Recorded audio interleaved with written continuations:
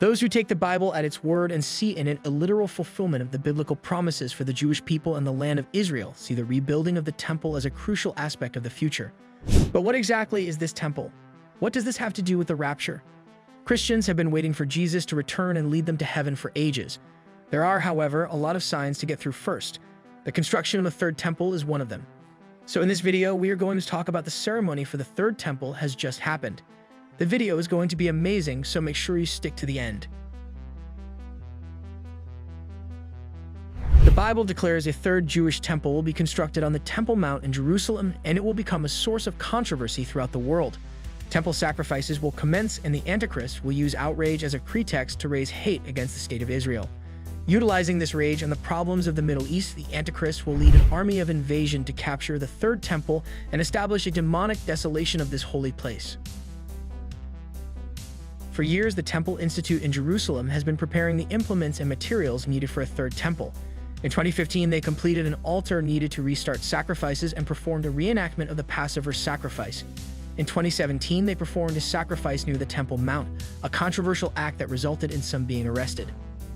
In 2018, they were given permission to perform a reenactment of the Passover sacrifice at the foot of the Temple Mount.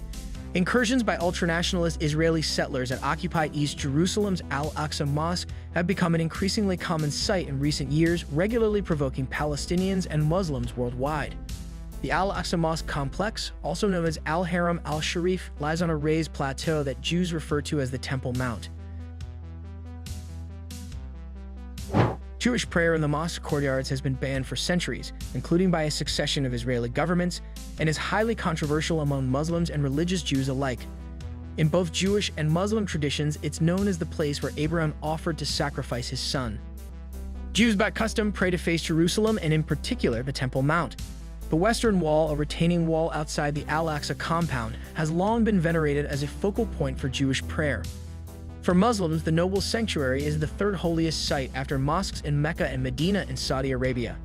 Before we move on, support us by hitting subscribe and the bell icon to get notified when we post new videos. Now let's get back to our topic. Several groups now exist advocating Jewish prayer on the Temple Mount as well as the construction of the third temple, such as Temple Mount Faithful, the Temple Institute, Uriah, and others.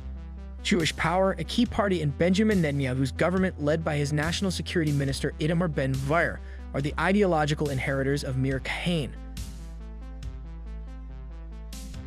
an American-Israeli rabbi who advocated the transformation of Israel into a theocracy that denied citizenship to non-Jews. Ben-Gvir's tone-setting tour of the ancient religious compound, known as the Temple Mount to Jews and the noble sanctuary to Muslims, was one of his first actions in office, and the first such visit in years by a top Israeli official. In a video published by Reuters, Ben-Gvir, striding across the compound flanked by security, looks into a camera and invokes a Jewish stake in the site. "We don't give in, we don't surrender, we don't blink," he says. Now he is no longer just a populist rabble-rouser, but a cabinet minister with an expanded suite of powers over Israel's security forces. The trip to the Temple Mount at the start of his tenure was likely intended to send a message reminding Palestinians whose boss and possibly to trigger unrest that would give him the pretext to crack down, El-Jindi said. Rabbi Richman, also a member of the Sanhedrin, has been heading a project to restore the sacred red heifer to Israel. According to Numbers 19, the ashes of the red heifer mixed with water are a necessary element for purifying Jews to enable them to do service in the temple. During the time of the first and second temples, a span of approximately 1,000 years, only 9 red heifers were used in preparing the waters used to purify Jews. According to Jewish tradition, the 10th one will be used by the Messiah. Richman and other rabbis of the Temple Institute are providing halachic supervision and guidance in partnership with an Israeli cattleman who is an expert in the science of animal husbandry.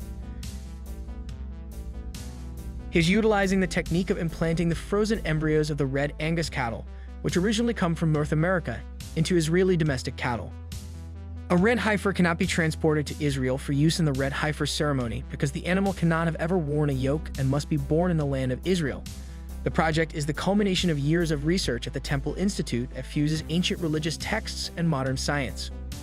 On October 12th, a full-dress reenactment of the water libation as it was performed in the temple was held in Jerusalem with several hundred participants led by Kohanim in priestly garb, accompanied by Levites playing musical instruments. The event began at Sher Hashpat, the Dung Gate, in Jerusalem's Old City, where participants joined Kohanim, priests, in biblically mandated vestments, and Levites, with musical instruments also wearing special vestments. The musically gifted Levites led the ceremony with joyous music on drums, violin, guitar, and clarinet, winding down ancient walkways into the valley below the Temple Mount. The crowd sang and danced as they passed from the archaeological remains of the ancient city of David through an Arab village to the Shiloh Siloam spring, which was used in temple times. The procession was punctuated by stops during which 4-foot-long pure silver trumpets were sounded.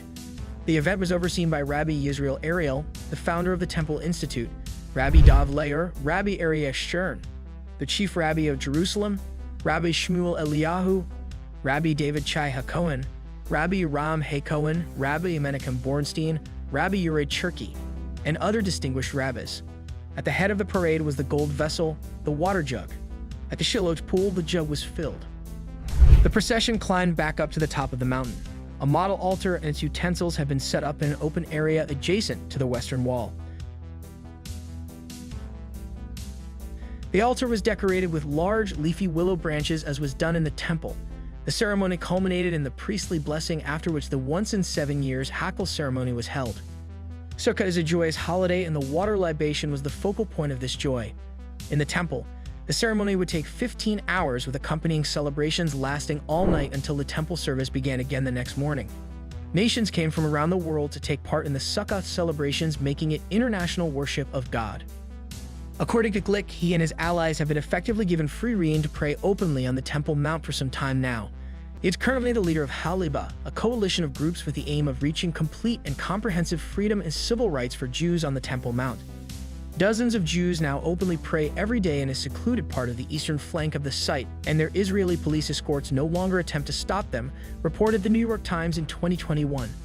According to figures published by the Temple Mount Group Biadenu, a record 51,483 Jews visited the site in 2022. It should be noted that the year after Shemitah is auspicious for the arrival of the Messiah. The Babylonian Talmud in the Tractate of Sanhedrin 97a brings the verse from Amos, "On that day will I raise up the fallen boot Sukkah of David." Amos 9:11. This verse comes in the context of a prophecy about God bringing the nation of Israel back from exile among the nations. Amidst descriptions of the days preceding the Messiah, the Talmud says, "As it is written, in that day I will raise up the tabernacle of David that is fallen."